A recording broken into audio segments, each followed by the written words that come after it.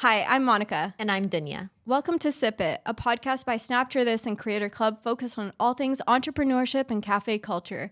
Co-hosted by besties and business owners Monica and Dunya. This podcast will be where we chat all things Toronto, from the cafe and restaurant scene to entrepreneurship and small businesses.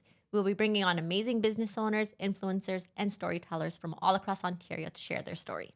We're recording from CreatorClub, a hub for big ideas, quality content, and impactful stories. The community of creatives is headquartered here in Toronto, connecting brands with a curated group of creators to produce content at scale. Now it's time to grab a coffee And sip it. Welcome back to another episode of Sip It. We are here today with Bianca from Goûter. Goûter? Yes, Okay, that is indeed correct. I've been stressing about this for so long. I was like, okay, that's mispronounced. We're right. We're good. So we wanted to welcome you onto our podcast. Thank you. I'm so Thank you for grateful that having you us. came on and said yes. And we just want to get to know you a little bit. So feel free to introduce yourself. Tell us a little bit about your business, and then we'll run through a couple questions with you and get to know you more. Absolutely. Well, first off, thank you for having us, as in like me and the business and everyone I represent today. Yes. For who doesn't know me at all, I'm Bianca, and I co-own Gouter, which is a French bakery, with my partner Rodney. Rodney started this journey actually alone in 2016, and then I joined him between 2018 and 2019. I initially had my own job. Okay. I used to work in sales in chocolate Wow. back in Italy. I'm Italian born and bred. And then in 2020, like most of the population, I got laid off. Okay. So the choice was just like pretty natural of sort of getting involved further in the business. So since then, he's been working in the kitchen. So tell That's us me. Tell us a little bit about like how many locations you have and. So when we started off in 2016, Yeah. we only had one location. We got our second location in 2020. Great year. Wow. Amazing choice. But at that point, we were so far deep into it that there was no sort of like going back. Yeah. At least we felt that way. So we went through it. You got to go through the storm. 100%. And then just over a month ago, we opened our third location. Amazing. Thank you. Amazing. It's been like so cool to watch you grow. Like, I mean, I've known you for probably about like a couple years now. Yeah, definitely. So, and just to give like context on like how we met. Yeah. So you had like, I used to go to Jimmy's a little bit more often. Yeah. Because that was like just on my way to work. So, and your croissants are there. Are still there, yeah. And like I think you had like DM'd me being like, have you tried the croissants? Yeah. And my go-to was always like the scone there. Oh yeah, that was And you like were literally our first you were like, conversation. 100%. yes, that was the first conversation. You were like, have you tried the croissant? And I was like, no, I don't, like, it wasn't my go-to. And then I actually found out later on that you also supplied croissants to Hailed, Yeah. who I love. And you actually make their za'atar croissants. Which Correct. we love. which we love. And then we had a whole conversation about like my love for croissants and like your Rodney. Yeah. Rodney had a croissant tattoo, which was Yes. which is super cute and I love. So like we kind of bonded over like love of pastries Yeah. and croissants and I think we didn't actually meet in person for like over a No, year. yeah. And it was very funny because when we did, it was totally Felt like I knew you. random. Yeah. But it was like, it's you. And you're like, and you are you. And it was just like, oh my God. Yeah. Finally. I mean, like, I love a good croissant, and you make the most amazing ones. Thank we you. like over the summer, like my other best friend and I would go and get your croissants and go sit at like Nathan Phillips. Like it's Thank you. you've become a part of like my life, my mornings. Oh, thank you. So yeah, it was super cool to meet you and get to know like a little bit about like how you wholesale to different places. So yeah, it's been pretty cool getting to know you through pastries, I guess. Yeah. I mean, But- that's one of the nice sides of social media. 100%. Getting to connect to people that you can really relate to. Yeah. Well, since you like brought up social media, like how do you feel about like the world on Instagram? Do you feel like it's benefited your business? Do you feel like it's super exhausting to like make content? Like, how do you feel about All of the above. all of that? Yeah, I would say definitely social media really helped us, especially during the pandemic. It was sort of like the only way of really connecting on a one-to-one basis with other people. So that really helped us bring the business to a different level. Yeah. We also could afford to spend a little bit more time on it, create a little bit more content. And it's great when you're able to showcase the behind the scenes that Yeah. you can't really showcase otherwise. Yeah. And you're able to show the fact that, it's not as glamorous as it seems. Yeah, it's hard. There's a lot of Yeah. there's a pile of shit Yeah. behind the scenes. Of course. That you have to like tackle every day. And initially, we felt like maybe people wouldn't care to know or would feel like, it was so unglamorous that, it was repulsive to some extent. Yeah. But at some point we were like, okay, you want panettone, that's great. For those that don't know, panettone is an Italian, yes, obsessed. It's an Italian dessert that we make for Christmas. And it takes 3 days to make. And I wanted to showcase the behind the scenes of literally us like setting up an alarm at 1 a.m. because the dough needed mixing. Yeah. And then 7 because the dough needed mixing. And like would bring around with us for a month the starter, the leavening agent, the little madre with us home and back to the store and then et cetera, et cetera. And people actually appreciate that. Yeah. So Well, owning a bakery is like a whole other world. Like, I mean, we're in like the retail space and like even with like the coffee world, like, yes, there are challenges, of course, but like your world is like, you're working like 3 days in advance for things. Yeah. Like even like, I mean, if you want to like give a little bit of a rundown of like making a croissant, like how long it takes. Oh, absolutely. So we're absolutely blessed to be able to have the equipment that we've come to have. Yeah. So we can actually like work, I would say 24 hours in advance, which is incredibly short in the world of croissant. If any of you wants to go and check out just like videos on YouTube on how to make a croissant at home, it takes like a week by the time everything's cooled down again and refolded. But we are lucky enough to have the freezer that we have and the machines that we have. So our process right now pretty much starts during the night. A batch is made and then it's cooled down to then be worked in the morning. But it is by the end of it like a 20-hour. Yeah, and if anything goes wrong, like your whole batch is like It's great. If anything goes wrong, you find out 2 days later. When it's too late, of course. And So speaking of things going wrong, what are some challenges behind running a small business? You want them out in alphabetical order? How much time do we have for the podcast? Like, imagine like everything can go wrong. So from just the basics of an employee being sick, not being able to come in, which is natural part of everyone's life. Unfortunately, you get sick. You need to feel better before you go on with your life. Yeah. But that lack of work, quote, quote, on that, has to be picked up by someone else. And on average, because it's your business, you need to fill in, which is a lot. And it's not just like a server, like not. No, like it's like you need someone there, or else like the pastries will not be made. Correct. Like the bread will not cook itself. You won't have product. And literally, like we won't open the next day. Yeah. If certain key elements are not present. Yeah. So whether it's the night baker or whether it's the person that makes the dough or any of those, we're always the backup plan. Yeah. And when a few things go wrong back to back, there's a lot of just backing up to do. So I would say we're still like small enough that we're the backup plan. Yeah. Although I know that it feels sometimes from the outside that we're like this big bakery, but like we're really not. We're really, really not. Yeah. So, and everything is still made like by hand, by us. I still work every day in front of house. Yeah, I've run into you even like delivering things. Like you you're also not just running 3 shops. Like you wholesale to multiple locations.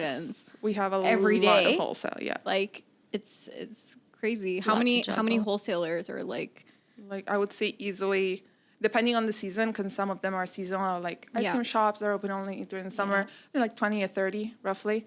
that's a lot. Wow. Yes. And then, it can change within a week. Yeah. That you have a chain reaches out and it's 5, 6 extra spots. It's hundreds of croissants a day, Yeah. just like that. It goes both ways, but it's, Yeah, you're really managing like 30 different venues. yes, Like- because at the end of the day, you have to hypothesize what their numbers are going to be for the upcoming days. Yeah. Some of them are structured enough to let us know, like, even the month before. Some of them are not as structured. So we just, There are also other small businesses Yes. going through the Yes. challenges. Yeah. I will tell you, small businesses rock because they understand the struggles. So they really try to have their ducks in a row. There's also more empathy and understanding for things that may go wrong or things are late or Yeah. like whatever, Yeah. something happened. 100%. We definitely understand more because we know. Life happens. Yeah. It's like, yeah, exactly. It's like life happens. Yeah. And the business is made out of humans. Yep. So, Yeah, you're not like mass producing yes. with just machines. Like you still need the manpower behind all of it. And 100%. We would not be able to do it with all of the people across the chain. yeah. Yeah, Absolutely would you have not. tons of staff members that like depend on you as well, right? Yes, So that's definitely something that during COVID was really hard because we couldn't keep everyone on, of course. but we also didn't feel, especially team members that have been with us since the start, we didn't feel comfortable letting go of them, even temporarily, because we do feel like it's part of our job. Like, if you want to make money, don't own a business in the food industry, okay? So you don't do it for the glory and the fame and the money. You do it because you're dumb. No, you do it because... So we're not bajillionaires over here? Oh. You do it because you're passionate, because you love it, but you also do it at some point to sustain the people that work with you and that have worked with you for years. Like, they're family to some extent, because you live every holiday, every day, every big happening in your life, in their life, all together. And it can be getting married, it can be having a child, it can be being sick and getting back to health. The Like, good, the bad, and yeah. Like, you literally live every single step together. Yeah. So there is a sort of, There's a bond. we Right. don't have an HR company that I say like, oh no, look, we need to, by the end of the month, figure out 20K. And the HR company says, oh no, Margaret, you just lost your job. Yeah. Yeah. Yeah. I'm the HR Yeah, company. Exactly. it's family. They become family, Yeah. and you feel like you need to like do your best so that you can provide like an income and a life for them as well. And 100%. You have a It's the same for responsibility you. to them, just like you have it to yourself and to your business and to your vendors. So there's just like, there's so many elements. And on top of that, I guess after COVID, there's even more pressure because we don't only want to, of course, pay them and pay them fairly, but pay them so that they can maintain the quality of life through the rising costs of everything. Yeah. Yep. So you have to pay them. Yeah. You have to pay them because they're there with you, for you. So it's But also your costs are going up. Like Everything is rent, going up. everything has gone up. Like- I mean, I remember when people have talked about like the cost of flour and sugar and butter for like butter itself is like crazy. Like I've Yeah. seen so many bakeries talk about this, and it's insane. yeah, It's So literally insane. You're not just like you're not like running into some like crazy amount of money. You're still running on like the same thing, and you're still trying to fund all your workers and yourself. Like you have your own life and bills, and it's definitely challenging. It is, especially because we can't necessarily constantly, let's say, reflect on our finished retail product or wholesale product the increase of prices, not immediately at least. Yeah. If, let's say oil before COVID was, I think, $16, $17 for the big jug. Now it's 52. What? Yes. Wait, And it went from 16 to 42 within like 4 months. That's like triple Yeah. or more. That's crazy. Yeah. 16 to 52. Yeah. And Yeah, and obviously you can't just hike up the prices and be Yes. like, all right, it's $10 Times a three. croissant now. yeah, because that's also like part of it for both me and Rodney because of our background. What we produce is food in the sense of, yes, a croissant is a treat, but we also make bread. Yeah. We Yeah. make ice cream. We make so many other things that are in our culture a staple Yeah. within, the meals. Therefore, we don't feel comfortable putting out there, no shame on who does, like a pistachio croissant for $12. Because No? that is No. that is unacceptable to us humanly. So we don't do it in our own business. Yeah.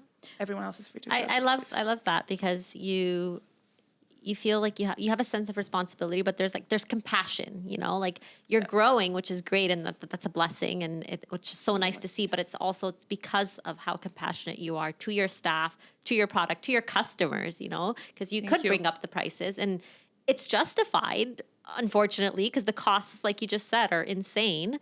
But you feel compassionate towards them, and you feel like, all right, I can't. That's not humanly possible to do to somebody. I wouldn't feel right for it to be done to me, so I'm not going to do it to somebody else, which is really inspirational because it's easy to get caught up in wanting to just pay the bills. Yes. We struggle with this too. It's like there are so many things that we should be charging more for, really. Yeah. We struggle with this conversation. And in the end, we still are two incredibly empathetic, caring people who I just can't, we can't do it. And we've heard so many times from people that just charge more.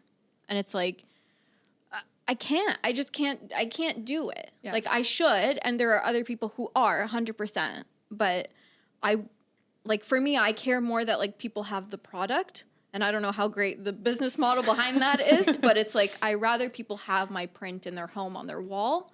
And maybe I don't make as much, but at least they have it. And they Financially, we're not the smartest. it's hard. It's hard to find that line, right? Oh, definitely. There's things where we could be making more money. There's a lot of companies that since COVID started charging handling fees, even food companies for delivery on top of delivery. Yeah. And I'm there looking at it. I'm like, oh, if you walked in my store as a client and purchased a box of croissants, wouldn't I be packing it for you anyways? You're doing the handling there too, yeah. It's the same, no? Yeah. Yeah. And again, we're probably dumb because that $1.50 probably could go a long way. Yeah. right? Probably, if people have decided to buy and I put everything at the checkout and whatever, they've already put the credit card in. I probably don't care for the $1.50. Yeah. But I feel dirty. Yeah. But that's the thing is this is what happens when people run a small business. We're not a big corporation, There's still emotion involved. You still you also have a relationship with your customers, right? Yeah. Oh my gosh, yes. the worst thing is to have to tell someone, okay, it's more expensive now. It's I hate doing it. my God. I hate it. No, yes. We have to, and Yes. we are losing money by not doing it. But it's it's such a It's very I uncomfortable. hate the conversation. Yes, it is uncomfortable. Yeah. Very Sometimes to uncomfortable. have the money conversation. Yeah. Yeah. I guess, especially as an owner, most people that interact with me will either know me already. Yeah. Some will assume I'm an employee because I'm a female and I'm young, but we're going to skip that part. And I've yet to have the, Well, let's not skip that part. What's a bad customer experience or a unique, funny, silly customer experience you've had? I actually, I thought this out very long and very hard. There are a lot of customer experience that as retail operator, we find really funny, but then when you wouldn't tell a client because it's not funny. It's funny. Yeah, it's because not you funny live on it our and- end. Like it's funny on our end, Yeah. but it's like not actually funny, Yeah. if Yeah. that makes Yeah. sense.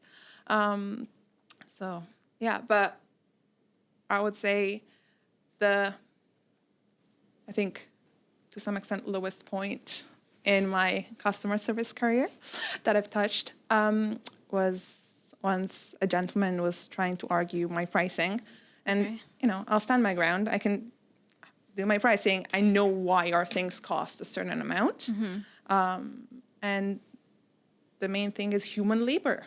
Yeah. We pay our employees. Shocker. And the gentleman could not accept the price of the butter croissant because he could make it himself. So go. Make it. And I don't know what, that day I was like, you know what? You want beef? Come. Let's go for it. So I was like, okay. The Italian came out a little. Oh, oof. I was like, okay, then, sir, I have time. There's no lineup here at the farmers market because we also do farmers markets. Let's reason together on why I'm so expensive. Could you please tell me the process in making a croissant from the flour to the finished product? Because I want to make sure we're understanding on the same, like if we're speaking on the same level, then we can, sit down and have a conversation. But I need you to tell me what you know so that we are both speaking about the same thing. God. And it's like, well, it doesn't take that long. I'm like, Oh my God. That's fine. But then talk me through the process with the timing of everything. And you know what? If you get it all right and you can price me everything correctly, I'll give you the croissant for free. Hilarious. So I'm on the house. Tell me your knowledge, and your knowledge will pay for the croissant. I'll put my money on it.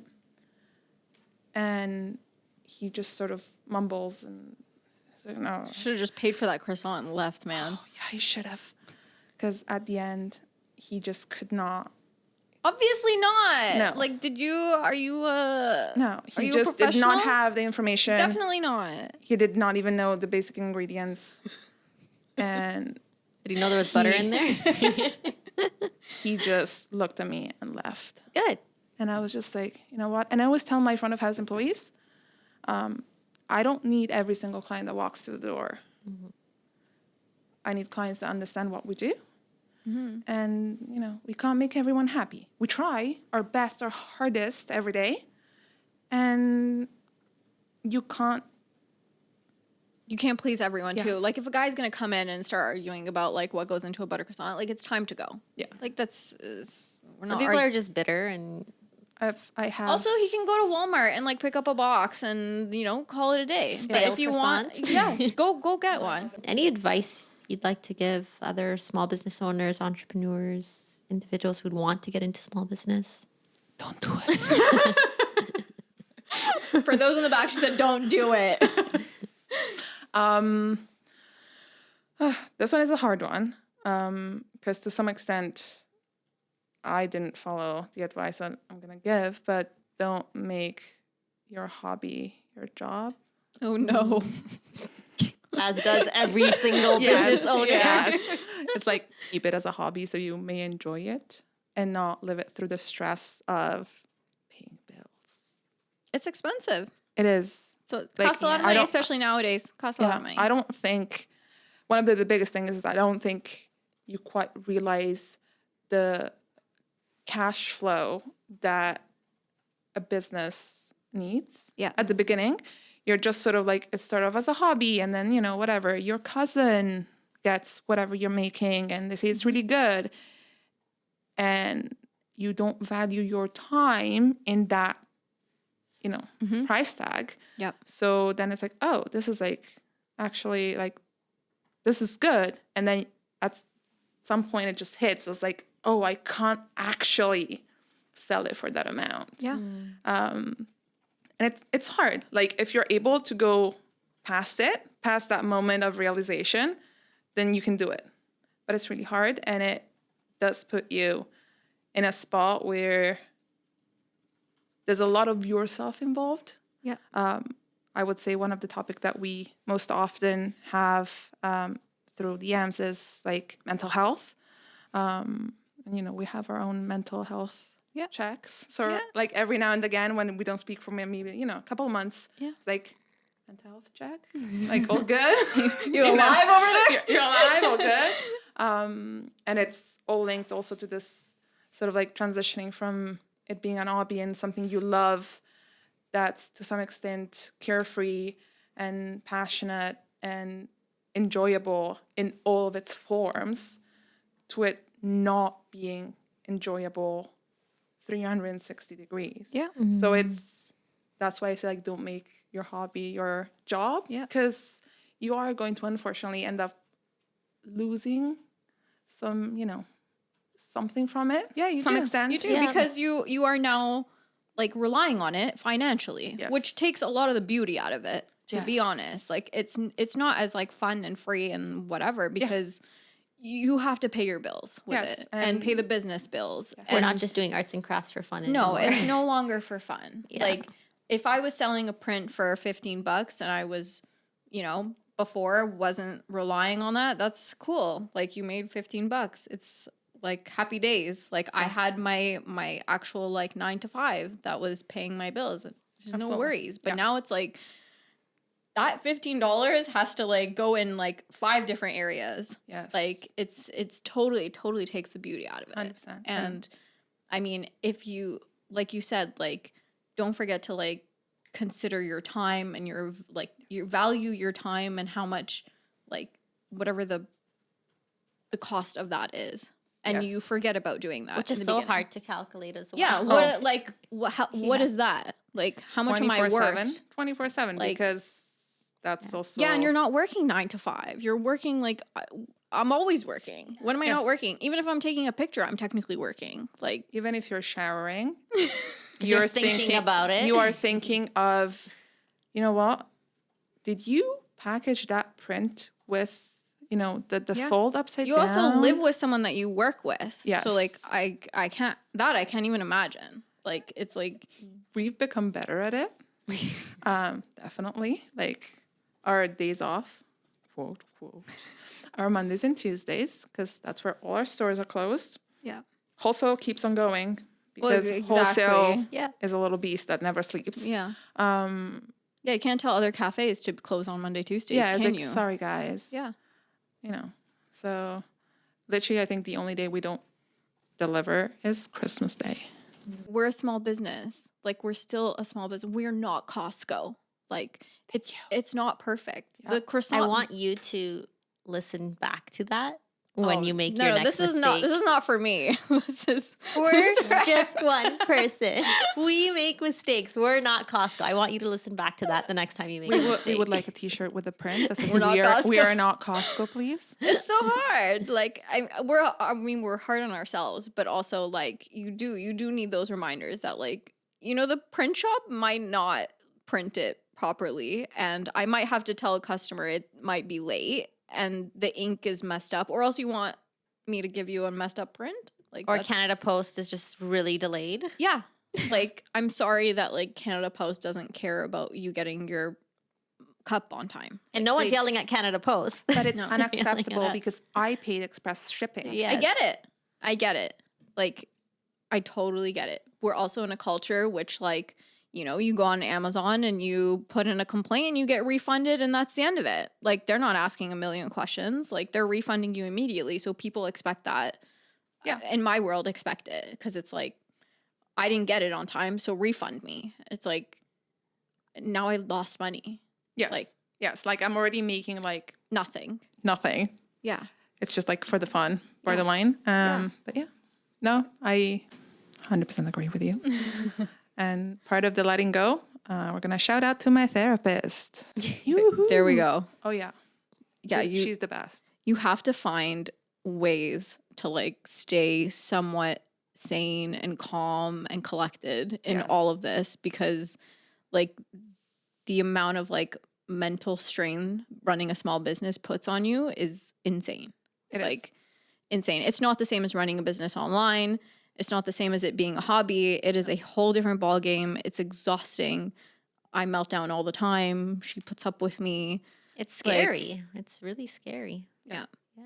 And the worst thing is like we're pretty small still, and the thought of like not being able to do this for the rest of my life, is a reality and it sucks. And like, you have to like try to find the reminders of like why I'm doing this and to push through it. And you can grow and you can like, this can be your life, but it's at some points it's really hard. Sometimes you're like, maybe not, maybe I can't do this. So it's a roller coaster. It's going back to like, we're humans, life happens.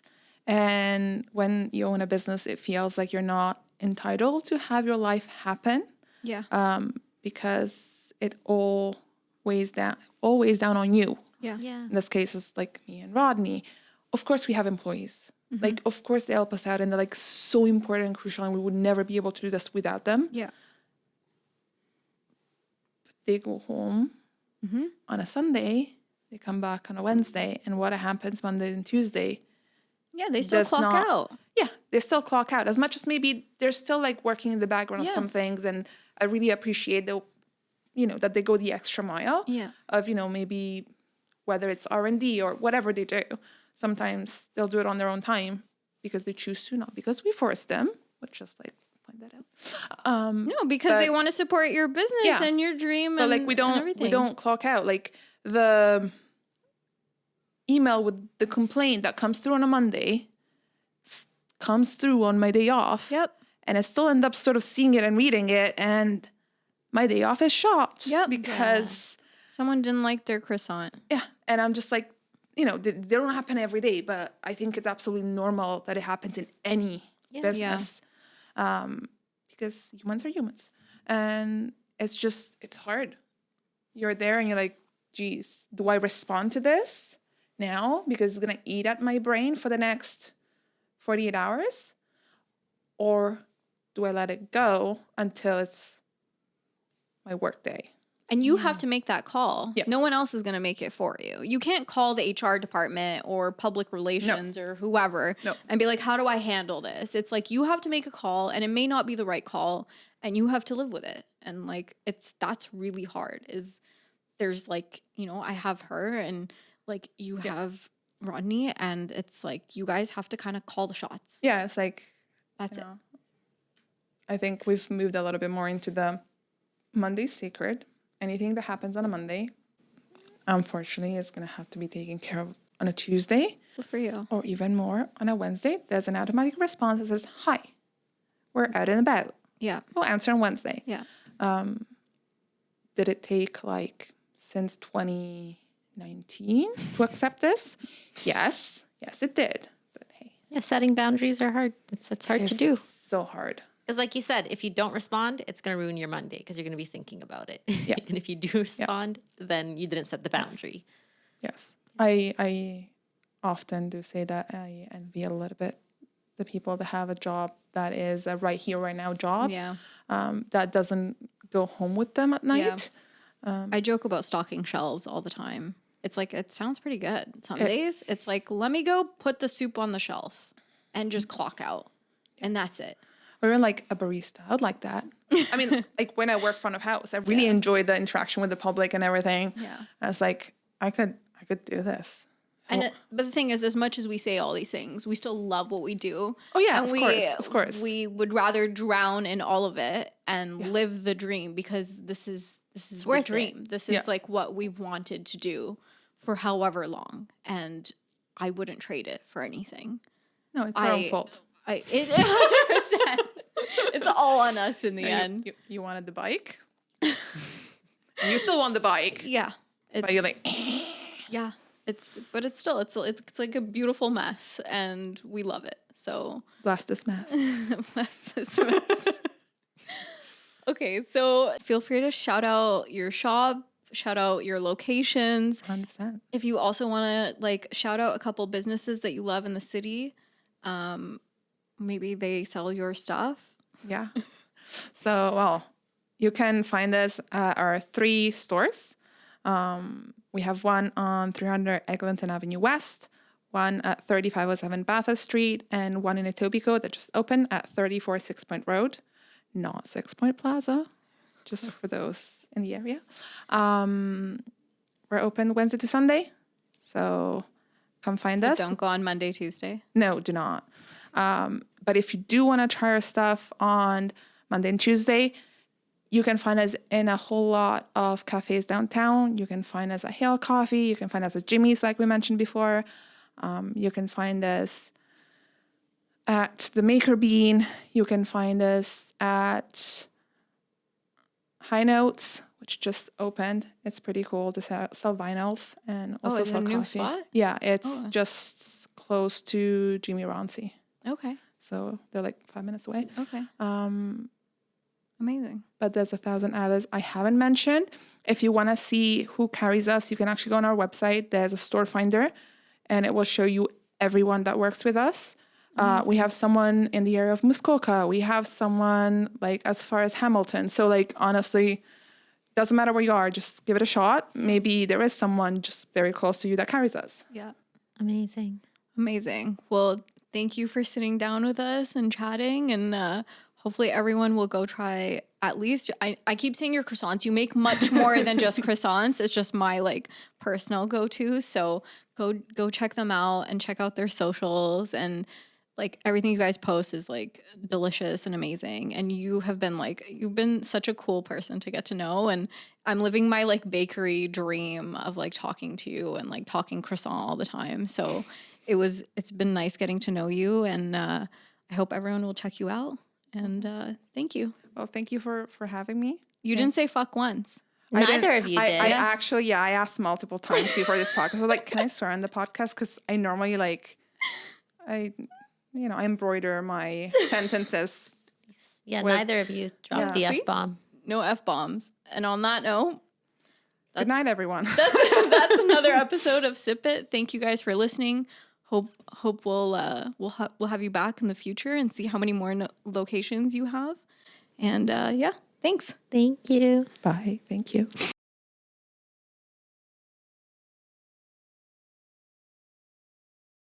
Thank you for listening to Sip It. Make sure to stay tuned for next week's episode. Subscribe, follow, and leave us a comment on who you'd like to see us bring on in the future. See you next week. Sip It is produced by Creator Club Downtown Toronto. Fellow entrepreneurs, if you're thinking of starting a show of your own, Creator Club offers a super simple, scalable process to create high-quality content, access to talent, and a fully equipped studio to record your content. Be sure to connect with the team at creatorclubstudios.com and follow at Creator Club Studios on Instagram for more.